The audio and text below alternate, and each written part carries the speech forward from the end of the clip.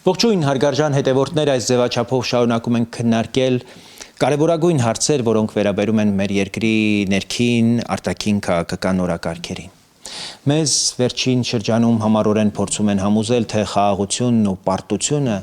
նույն բանն են։ Խաղաղության դեմ տոտալ գրոհները, տոտալ հարձակումների միակ նպատակը հենց դա է՝ աղավաղել խաղաղություն բառի իմաստը,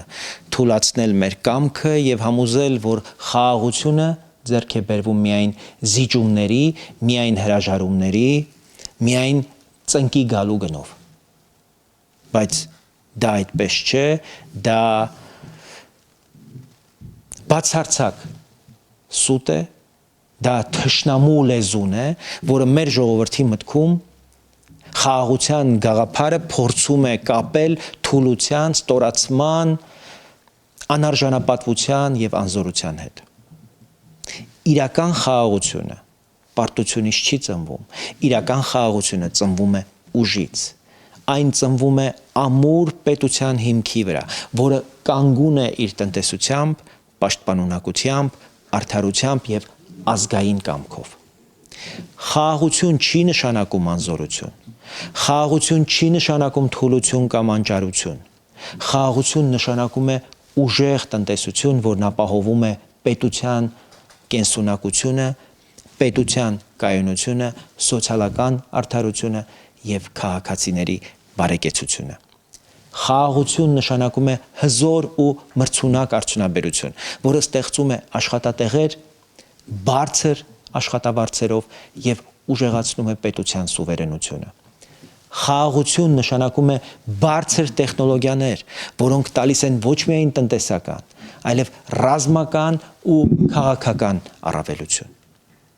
Խաղաղություն նշանակում է բարձր վարձատրվող աշխատավարձ, որը դարձնում է քաղաքացուն ազատ, ինքնաբավ ու անկախ։ Խաղաղություն նշանակում է վերջապես արդարություն։ Դատական համակարգ, որն անկախ է քաղաքական ճնշումներից եւ ծառայում է բացառապես օրենքին։ Արդի աշխարհում խաղաղությունը ոչ թե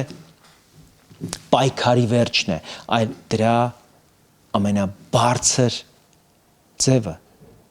Խաղաղություն կառուցել նշանակում է ստեղծել պետություն, որը ոչ ոք չի կարող նվաճել ոչ դիվանագիտական ճնշմամբ, ոչ էլ տնտեսական ճնշումներով։ Դա նշանակում է կառուցել հասարակություն, որն այնքան վստահ է իր ուժի, իր իրավունքի եւ իր ապագայի վրա, որ ոչ ոք չի կարող կասկածի տակ դնել նրա անվտանգությունն ու գոյությունը։ Դա նշանակում է ունենալ բանակ, որն իր սպառնալիքով կանխում է պատերազմը։ Տնտեսություն, որն իր հզորությամբ կանխում է արտաքին կախվածությունը։ Եվ վերջապես քաղաքական համակարգ, որն իր կայունությամբ կանխում է օտար միջամտությունները։ Խաղաղություն կառուցելը միայն արտաքին քաղաքականության հարց չէ։ Դա ներքին պետական համակարգի կառուցման, արդարության հաստատման եւ ազգային ինքնության ամրապնդման երկարաժամկետ գործընթաց է։ Պետությունը խաղաղ է, երբ նրա քաղաքացին հավատում է օրենքին եւ վստահում իր դատարաններին։ Պետությունը խաղաղ է, երբ նրա գյուղացին ապրում է իր հողում արժանապատիվ պայմաններով։ Պետությունը խաղաղ է, երբ նրա ուսանողը չի փնտրում ապագա այլ երկրներում։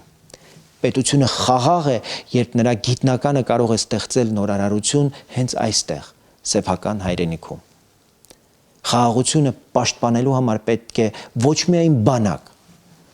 այլև վճարունակ տնտեսություն։ Պետք է ոչ միայն դաշնակիցներ, այլև միտք ու գիտելիք։ Պետք է ոչ միայն դիվանագիտական փորձառություն, այլև արդար դատական համակարգ։ Խաղաղությունը չի պաշտպանվում զիջումներով։ Խաղաղությունը պաշտպանվում է ստեղծելով այնպիսի երկիր, որի շահերի հետ հնարավոր չէ պարզապես հաշվի չնստել։ Այս ամենը նշանակում է, որ խաղաղությունը չի տրվում սկուտեղի վրա։ Այն կառուցվում է անդուլ աշխատանքով։ Խաղաղությունը չի նվիրաբերվում։ Այն նվաճվում ու հաստատվում է։ Խաղաղությունը չի պահպանվում վախով, այն պահպանվում է ու պաշտպանվում է ուժով։ Եվ հենց այդ պատճառով մեր պայքարի առանցքում խաղաղությունը ոչ թե որպես երազանք է, այլ ծրագիր։ Մենք չենք ուզում խաղաղություն խոնարհությամբ, կրացած, ծնկի եկած։ Մենք ուզում ենք խաղաղություն արժանապատվության հիմքով։ Մենք չենք ձգտում խաղաղության տարածքների կամ ինքնիշխանության գնով։ Մենք ձգտում ենք խաղաղության ուժեղ պետության հիմքով։ Այդ խաղաղությունը կլինի այն ժամանակ, երբ Հայաստանը կդառնա երկիր, որի անվտանգության եւ ապագայի վրա ոչ ոք չի կարող ազդել։ Եվ այդ խաղաղությունը մենք չենք խնդրելու։ Մենք այն կստեղծենք մեր մտքով, մեր աշխատանքով, մեր համախմբվածությամբ եւ մեր ազգային կամքով։ Սա է մեր պայքարի իմաստը, սա է մեր նպատակը եւ սա է այն խաղաղությունը, որի համար արժե ապրել, աշխատել